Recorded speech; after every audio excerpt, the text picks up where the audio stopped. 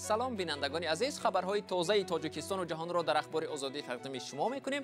عبدالله اشرف هستم. امروز دوشنبه 16 اوگوست. حالا توجه کنید به سرخط موضوعی برنامه امروز. پس از فرار اشرف غنی از افغانستان، یک گروه نظامیان مسلح افغان به تاجیکستان پناه آوردند. انگور پروری زحمت زیاد دارد، اما کشاورزان در ختلان میگویند از حاصل امسال به دست آمده قناعتمندند. برقش میکنی، چکنکش میکنی، هم مهنت کنی، راحتش میبینی. نرخ مواد سوخت بالا رفت، تاکسی ها گران شدند. کارشناسان میگویند بازار سوزشواری در تاجیکستان در دست یک گروه شرکت ها قرار گرفته است. مسئولیت های پیشکی دارند، از همین سبب آنها با نرخ بازی میکنند. برنامه را با خبری از تاجیکستان آغاز میکنیم. پرواز هواپیما میان دوشنبه و مسکو از 27 اوگوست هر روز صورت خواهد گرفت. در این باره تاتیانا گولیکووا، معاون نخست وزیر روسیه و رهبر ستاد مبارزه با پهنشوی کووید 19 روز 16 اوگوست قرار صادر کرد. در این قرار گفته می شود شماره پرواز هواپیماها میان دوشنبه و مسکو از 2 تا 7 پرواز در یک هفته بیشتر کرده می شود. مسکو با این قرار همچنان اجازه داد هفته یک مرتبه میان شهرهای روسیه و دوشنبه، خوجند و کولاب تاجیکستان پروازها صورت گیرند. حالا تنها میان شهر دوشنبه و مسکو هفته 2 مرتبه پروازهای منتظم صورت می گیرند. از شهرهای کولاب و خوجند به شهرهای روسیه پروازهای چارتری جریان دارند که نرخ بلیط خیلی گران است.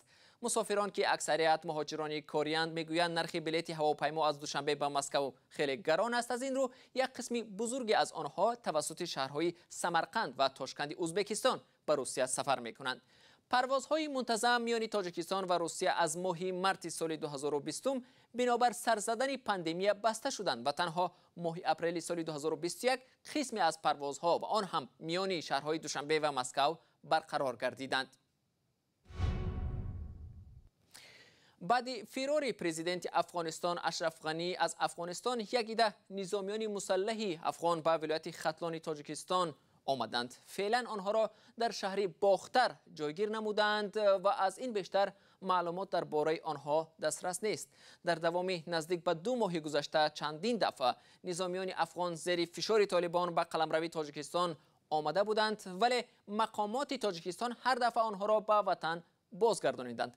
علیشیر ظریفی میگوید در شرایط اشغال کابل از طرف جنبش تندگرای اسلامی سرنوشت این نظامیان روشن نیست. ازدحام هزارها نفر در فرودگاه بین المللی کابل. در پی به اختیار طالبان در آمدن قصر رئیس جمهوری افغانستان، ساکنان تلاش فرار از این کشور را دارند. پناهجویان موفق نمی شوند خاک افغانستان را ترک کنند. از یک روز این جانب درباره فرار بعضی چهره‌های معروف افغان خبرها نشر می شود. شب 15 اوگوست 143 نظامی افغانستان توسط چرخبال و هواپیما از این کشور فرار کرده در فرودگاه شهر باختر ولایت ختلان پایین آمدند. در این باره منابع در کمیته حالت‌های فوق‌العاده تاجیکستان بر رادیوی آزادی خبر داده گفتند نظامیان فراری افغان را موقتا در خوابگاه دانشگاه به نام ناصر خسرو در باختر جای کردند. نظامیان با 3 هواپیما و 2 چرخبال در فرودگاه باختر پایین شده، از آنها 55 سلاح گوناگون گرفته شده است. با توجه به فرار پناهجویان به تاجیکستان، بعضی کارشناسان که این موضوع را پیگیری دارند خواستار آن شدند که مقامات تاجیک برای قبول پناهجویان باید هر چه زودتر تشبث نشان دهد. بین این دو کشور مشترکات زیاد فرهنگی، زبانی، تاریخی، ملی، تمدنی و حتی می شود گفت که ژئوپلیتیکی وجود دارد. از همین نقطه نظر تاجیکستان بیچون و چرا باید پناهجوی افغانستان را بپذیرد. فرار نظامیان افغان به تاجیکستان بعدی به دست طالبان افتادن شهر کابل پایتخت افغانستان صورت گرفته است. در آستانه سقوط پایتخت پرزیدنت اشرف غنی با چندی از نزدیکانش کشور را ترک کرده بود. در حالی که گروه سلاح به دستان طالبان زمام قدرت را در افغانستان به دست گرفتند، بسیاری ها از آینده این کشور و تاثیرش به همسایه های آن نگرانند. سر قدرت آمدن طالبان در افغانستان به امنیت کشورهای همسایه از جمله تاجیکستان چه تاثیر خواهد داشت؟ تلویزیونی настоящее время در این رابطه با ارکادی دوبنوف تحلیلگری منطقه‌ای صحبت داشت و پرسید که آیا طالبان به کشورهای همسایه از آسیای مرکزی به مثل تاجیکستان، ترکمنستان و ازبکستان خوف ایجاد نمی‌کنند؟ ما در این باره بارها گفتیم طالبان خودکش نیستند، به پای خود تیرخالی نمی کنند. میفهمند که تنها در آن صورتی به آنها امکان حکومت راندن در افغانستان و جاری کردن قاعده شریعت را میدهند که برای امنیت کشورهای اطراف افغانستان خوف ایجاد نکنند. یگان حالت تشکیل اکستریمیسم، تروریسم با شرکت طالبان بیرون از قلمرو افغانستان در 27 سال عرض وجود داشتن طالبان ثبت نشده است. یگان تا с участием талибов за пределами Афганистана не было за 27 лет существования Талибана. Ни одного. خب در کشورهایی که پناهندگان افغان فرار میکنند ماجرا سر نمیزند، آنجا چه حالت به وجود می آید؟ حالا گپ در سر پناهندگان نه بلکه درباره آدمان بیجا شده می رود. این در داخل افغانستان رخ داده ساده است، همه به کابل فرار کرده سادند. کشورهای دیگر پاکستان و ایران را در نظر دارم، سالها باز میلیون ها پناهنده افغان در آنجا زندگی می کنند. البته این فاکتور مهم است، اما با گمان است که مهاجران افغان به شکل سراسری به کشورهای آسیای میانه رو آورند. ما حالا شاهدیم که ازبکستان از پذیرفتن پناهندگان افغان دست کشید. تاجیکستان گفت گویا تا 100,000 پناهنده را از افغانستان میپذیرد. این یک تصمیم عجیب و غریب است و به فکرم حالا دوشنبه از این تصمیم علیه دست کشید. بنابراین فاجعه سراسری در کشورهای شمال افغانستان بنابر پذیرفتن پناهندگان رخ نخواهد داد. نه برای آنکه پناهندگان نمیروند، بلکه آنها را قبول نمیکنند.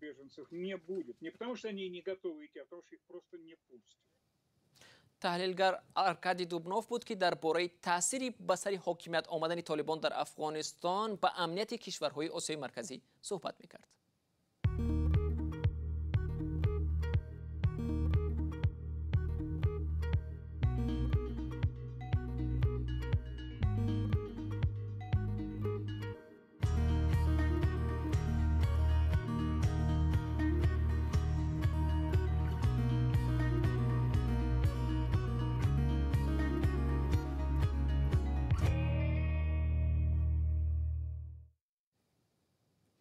کشاورزان در جنوب تاجیکستان میگویند با خصوصی شدن تاکزار انگور حاصلناکی آن هم بیشتر شده است. باغپروران ناحیه وخش اصول معاصر پرورش انگور را پیش گرفتند که حاصل فراوان به بار میآورد. پرورش این میوه زحمت سنگین دارد، اما ساکنان میگویند از این راه درآمد خود و اهل عائلهشان را تامین میکنند و حاجت به مهاجرت کاری رفتن فرزندانشان باقی نمیماند. همکارم علیشیر ظریفی در این باره گزارش دارد. محمدالله کریموف روزش را از تازه کردن تاک‌های انگور حسینی آغاز می‌کند. نوع انگور سیاه خریدار زیادی داشته، درآمد خوبی برای خانواده سه فرزندش بوده است. اکی این انگور خدای تعالی حاصل شکی بتاد ایره سرفراش رفتن نمیتونه. همش زندگیشون همش نقد روی انگور. راستی نمیرن، همینجا کار میگیرن. محمدالله میگوید بیش از 200,000 نهال انگور دارد و امسال نیز حاصل خوب بوده است. در وقت دولتی بود یا بتا انگور 8 کیلو میداد. حاضر ما 4 کیلو می‌کردیم 50 کیلو هم میگیره، 60 کیلو هم میگیره.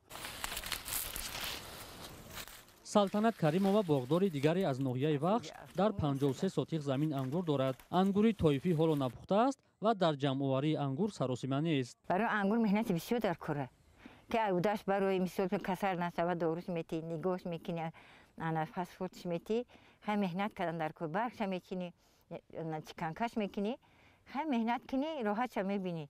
حاصل فراوان قیمت انگور نیز پایان برده است، ولی باغداران میگویند که از این ناراحت نیستند. میان میبرن نباشه بچه‌ام دی بازاری خطران در بوده میفروشن. خیلی اکو اول آدما 4-5 تومان میگفتن حاضر میتونی نبی بر بچه‌م 2.5 تومان میفروشن. در شوروی سابق انگورباغ‌های ناحیه وخش آوازه‌دار بوده به خارج کشور صادر میشد. حالا زیاده از 300 گکتار انگورباغ در اختیار خوجگیداران بوده است که در بازار داخلی فروخته می شود. اونجا ساوخوز انگور پرور جا وینوزاوار بود چی بود؟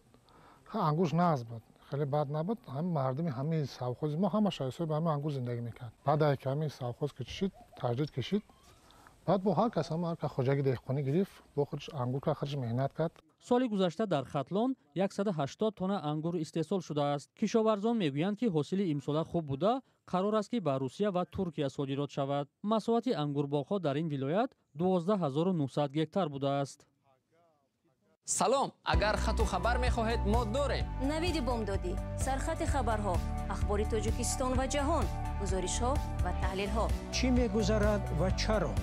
донистан, фаҳмидан аст. замима ё апи моро бигиред. 5 сомонӣ буд 7 шуд. нархи таксиҳои ба қавли мардум 5 сомонӣ дар шаҳри душанбе гарон шуда ба 6-7 сомонӣ расидааст. ронандагон гароншавии нархи онро дар боло рафтани маводи сӯхт медонанд. мақомот масъалаи боло бурдани нархи роҳгирои давлатиро ҳам баррасӣ доранд. занҷираи гароншавии нархҳо ки аз болоравии қимати маводи сӯхт шурӯъ шуд то куҷо идома хоҳад кард ва рӯи зиндагии мардум чӣ асар гузошт? нигора фазлиддин гузориш медиҳад.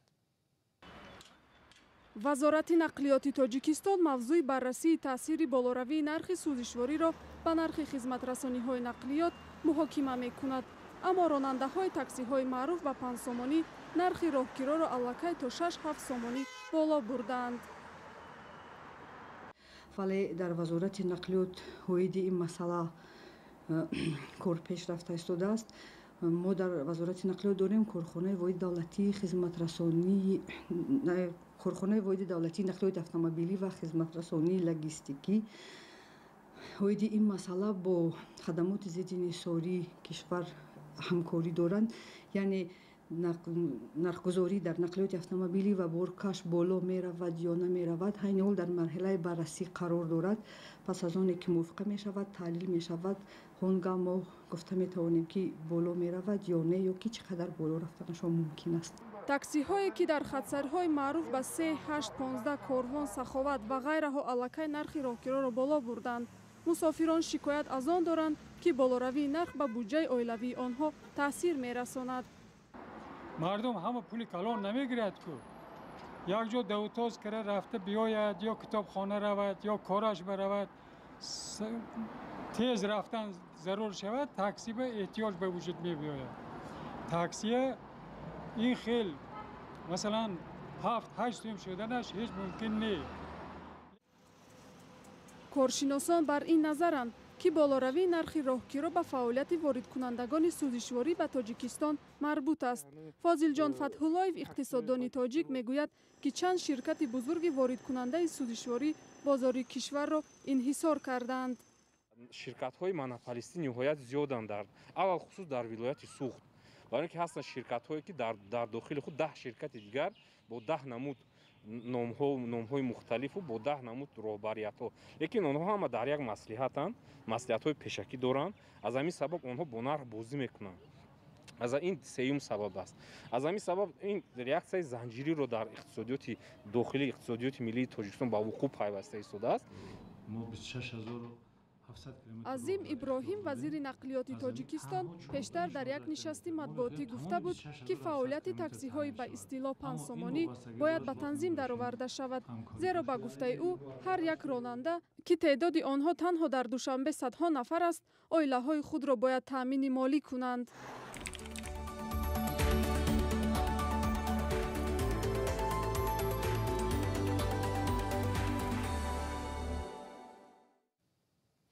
албания ва косово дархости иёлоти муттаҳидаи амрикоро дар бораи ба паноҳҷӯёни афғонистон пеш аз визаи муҳоҷират ба иёлоти муттаҳидаи амрико сарпаноҳ гирифтанашон қабул карданд. нахуст вазири Албания Эди Рама рӯзи 15 август гуфт ки маъмурияти президенти иёлоти муттаҳидаи амрико Ҷо Байден аз Албания ба унвони як кишвари муттафиқ дар паймони НАТО хост ки дар хокаш муваққатан паноҳҷӯёни афғонро қабул кунад. و بیننده ارجمند وقتی برنامه اخبار آزادی اینجا با پایان میرسد. تشکر از شما که تا این لحظه ها با ما بودید. خبر و گزارش های دیگر رو در سامانه رادیوی آزادی www.azadi.org می توانید مطالعه کنید. گزارش های ویدیویی در صفحه آزادی ویدیو در یوتیوب گذاشته شدند. خداحافظ.